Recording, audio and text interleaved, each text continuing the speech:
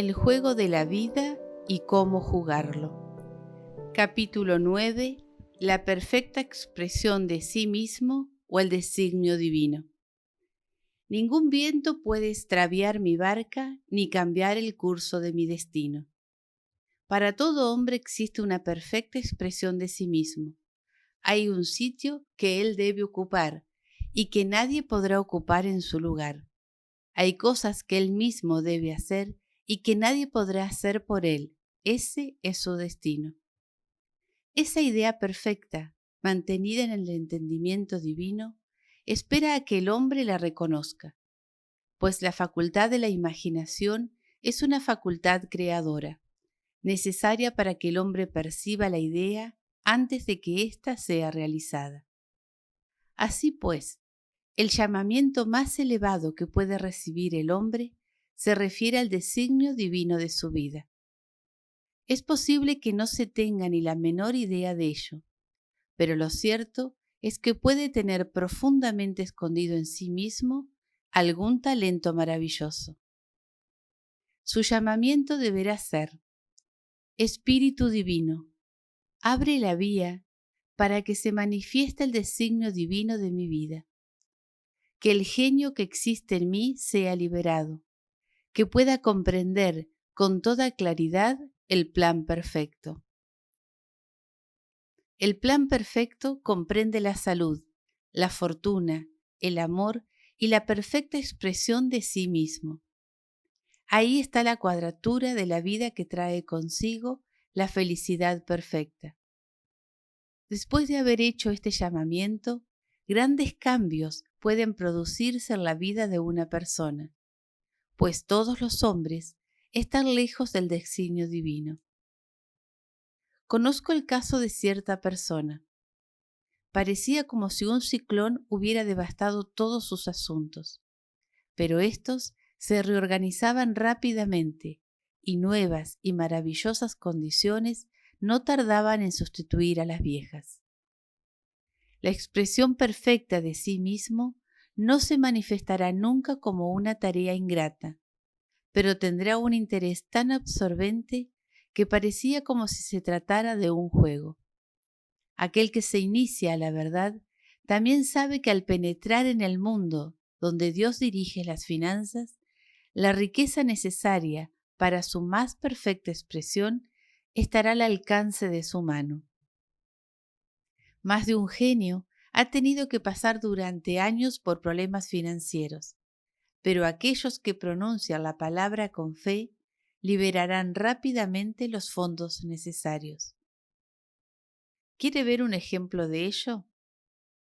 Después de un curso, un estudiante acudió a verme y me enseñó 1 centavo. Entonces me dijo: solo tengo 7 centavos y le daré 1 a usted, pues tengo fe en el poder de su palabra. Le pediré que pronuncie la palabra para mi perfecta expresión y mi prosperidad. Así pues, pronuncié la palabra y no volví a saber nada de él durante 1 año. Finalmente, regresó un día con aspecto de sentirse perfectamente feliz, en pleno éxito, con una cartera llena de billetes de banco. Me dijo enseguida: después de que usted pronunciara la palabra, me apareció una oportunidad en un pueblo y encontré la salud, la felicidad y la riqueza.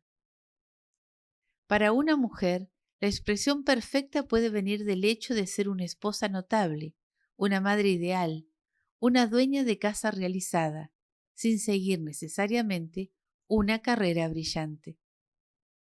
Pida directrices nítidas y el camino le será trazado, con facilidad y lleno de éxito. No debemos representarnos ni forjarnos una imagen cuando pedimos que el designio divino penetre en nuestra conciencia. Recibimos la clara inspiración y empezamos a ver cumplidas grandes cosas. Ahí está la imagen o la idea a la que es conveniente atenerse sin la menor vacilación. Aquello que el hombre busca, busca también al hombre. El teléfono buscó a Abel. Los padres jamás deberían imponer sus carreras o sus profesiones a sus hijos. Conociendo la verdad espiritual, ya que en los primeros años de la vida del niño o incluso antes de su nacimiento, deberían pronunciar la palabra para que se realice el plan divino. Un tratamiento prenatal debería hacerse de la siguiente manera: que Dios que está en este niño se exprese perfectamente, que los designios divinos para su espíritu, su cuerpo y sus asuntos se manifiesten durante toda su vida, durante toda la eternidad. Que la voluntad de Dios sea hecha y no la del hombre, según el modelo de Dios y no el del hombre. Este es el mandamiento que encontramos constantemente en las Escrituras. Y la Biblia es un libro que trata de la ciencia del espíritu y que enseña al hombre a liberar su alma de la esclavitud. Las batallas que se describen en ese libro representan las luchas del hombre contra los pensamientos mortales. Los enemigos del hombre serán aquellos de su propia casa.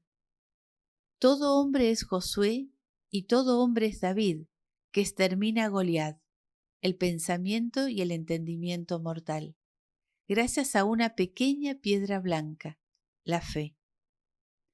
Así, el hombre debe vigilar para no ser un mal servidor que entierra su talento, para no servirse de aquellos dones que entrañan terribles penalidades.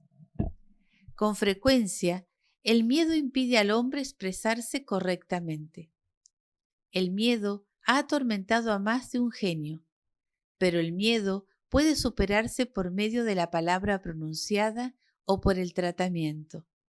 El individuo pierde toda la conciencia de sí mismo y siente solamente que hay solo un medio para expresar la inteligencia infinita. Se encuentra entonces bajo la inspiración directa, liberado de todo miedo, lleno de confianza, pues siente al Padre que hay en él y que actúa. Un joven asistía con frecuencia a mi curso, en compañía de su madre. Me pidió que pronunciara la palabra para un examen al que iba a tener que someterse. Yo le aconsejé que hiciera esta afirmación: estoy unido a la inteligencia infinita. Sé todo lo que debo saber sobre esta asignatura. Poseía excelentes conocimientos de historia, pero no estaba muy seguro de sus conocimientos en aritmética. Tuve la ocasión de verle poco tiempo después. Pronuncié la palabra para la aritmética y recibí una de las mejores notas, pero me fié de mí mismo para la historia y mis notas fueron muy bajas. El hombre recibe un golpe cuando está muy seguro de sí mismo, pues ha puesto toda la confianza en su personalidad y no en el Padre que está en él. Otra de mis alumnas me dio el siguiente ejemplo. Un verano hizo un largo viaje, visitando numerosos países cuya lengua ignoraba. A cada instante pedía las directrices y la protección divina, y todo se resolvía milagrosamente. Sus equipajes jamás se retrasaron ni se perdieron. Siempre encontraba los mejores hoteles y todo le fue perfectamente servido. Regresó a Nueva York, donde al conocer la lengua pensó que Dios ya no era necesario e hizo sus cosas sin rogarle más. Todo le salió mal. Sus equipajes se perdieron en medio de la agitación y del desorden. El estudiante de metafísica debe tener la costumbre de practicar la presencia de Dios a cada minuto, reconocerle en todas las direcciones, porque nada es insignificante ni demasiado importante. A veces, un incidente pequeño puede transformar toda una vida. Robert Fulton, que se hallaba mirando cómo hervía dulcemente el agua en una tetera, se imaginó un buque transatlántico. He visto con frecuencia a un estudiante retrasar su demostración por su resistencia o bien porque él mismo quería elegir su camino. De esta manera limitaba su fe y paralizaba la manifestación. mis caminos y no tus caminos, ordena la inteligencia infinita.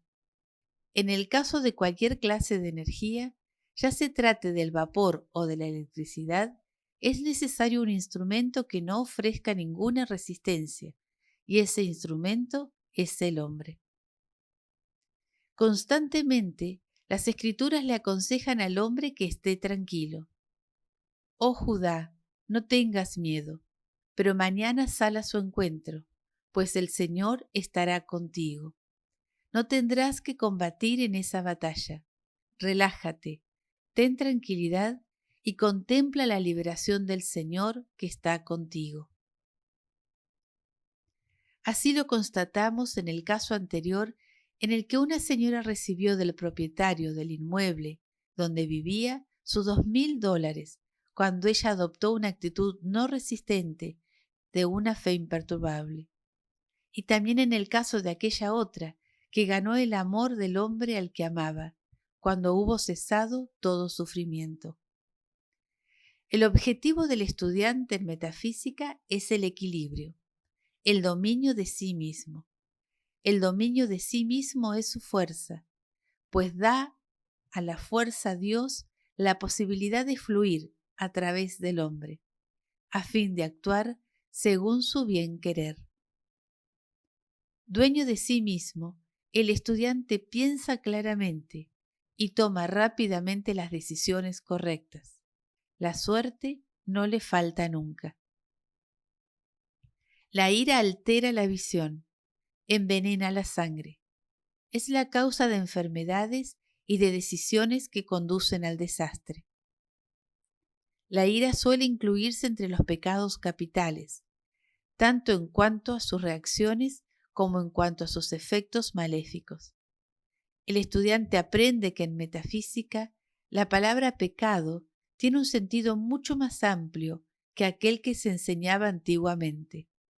Todo lo que es contrario a la fe es pecado. Se da cuenta de que el miedo y la inquietud son pecados mortales.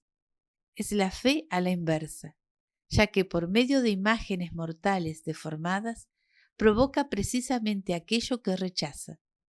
Su trabajo consiste en rechazar a sus enemigos. Cuando el hombre esté exento del miedo, será perfecto. Pero como dijo Maeterlinck, el hombre tiene miedo de Dios. Así pues, tal y como hemos visto en los capítulos anteriores, el hombre no puede vencer el miedo más que enfrentándose a aquello que lo asusta.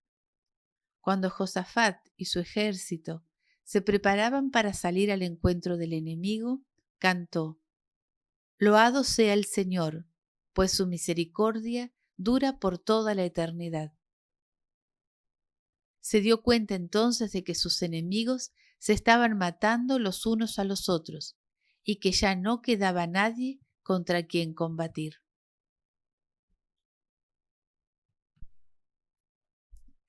Una persona había pedido a una de sus amigas que transmitiera un mensaje a una tercera persona. Esta amiga temía dar ese paso, pues la razón la aconsejaba: no te pelees por este asunto y no te hagas responsable de este encargo. Se sentía bastante inquieta, a pesar de haber pronunciado su palabra. Finalmente decidió afrontar al león e hizo un llamamiento a la ley de la protección divina.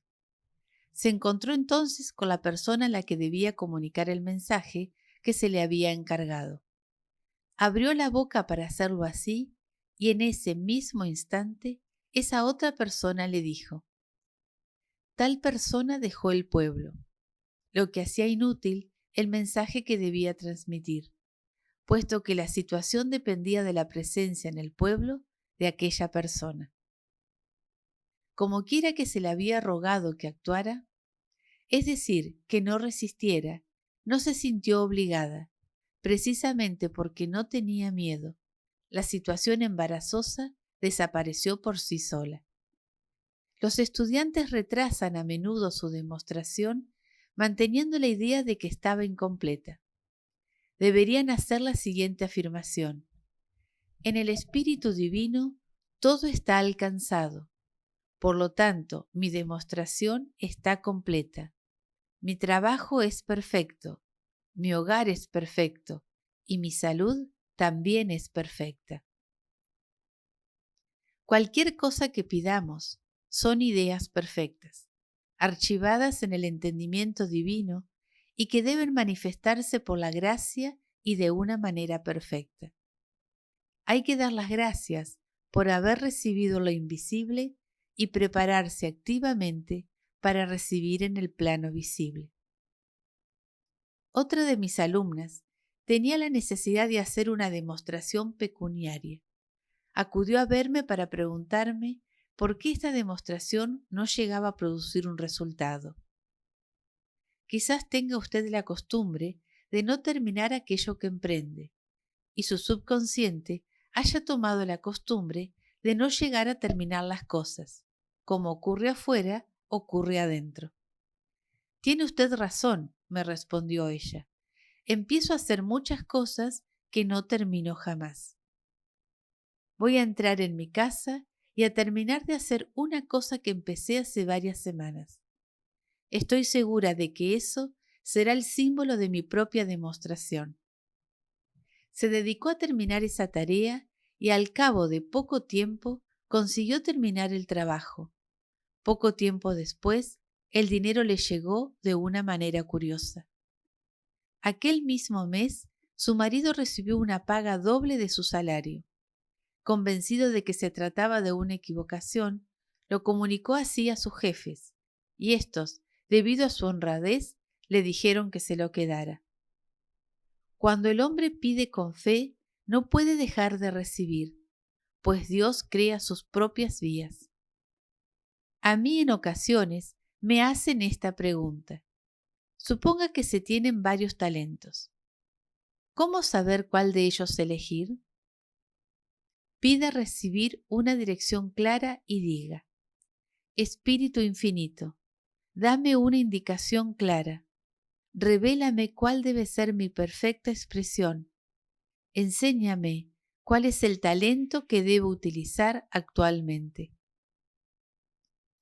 He visto a personas liberarse bruscamente de una tarea y encontrarse plenamente competentes con poco o casi ningún aprendizaje. Yo afirmo, estoy totalmente equipada para el plan divino de mi vida y afronto sin miedo las ocasiones que se presentan. Ciertas personas dan voluntariamente, pero no saben recibir.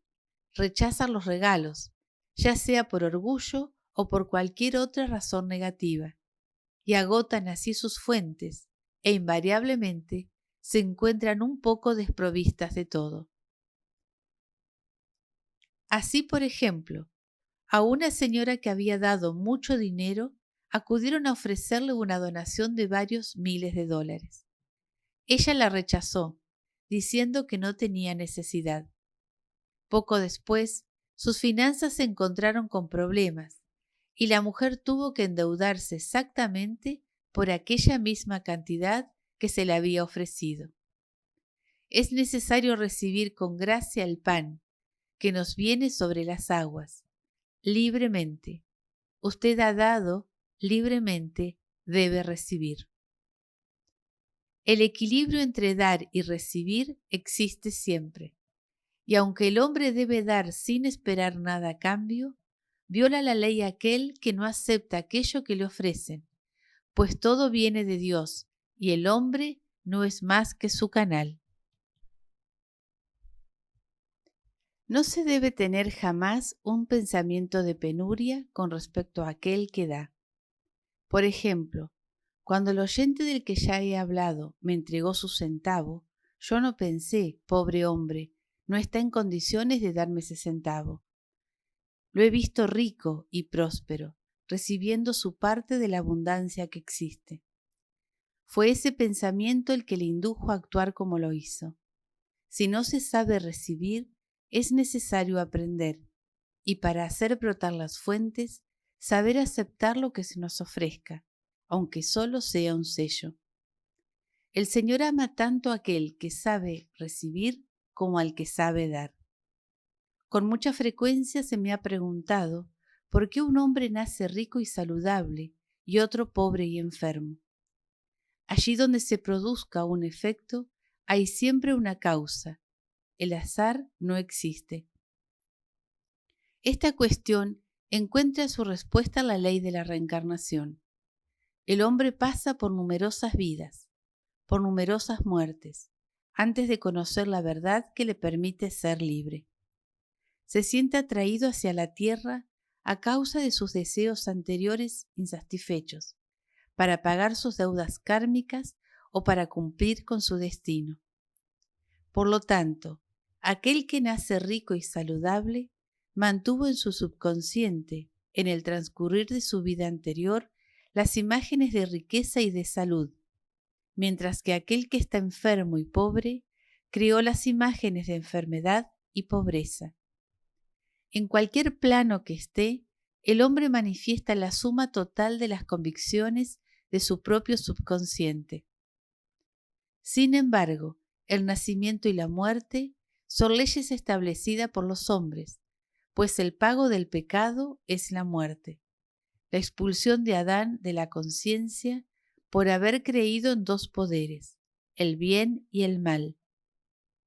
El hombre real y el hombre espiritual no conocen el nacimiento ni la muerte. Él jamás nace y jamás muere, sino que está en el comienzo y estará siempre. Así pues, por el conocimiento de la verdad, el hombre se libera de la ley del karma, del pecado y de la muerte, y manifiesta al hombre creado a imagen de Dios y según su semejanza. Su liberación se produce cuando ya ha cumplido su destino, haciendo surgir la manifestación del designio divino de su vida. Su Señor le dirá: «Está bien, buen y leal servidor.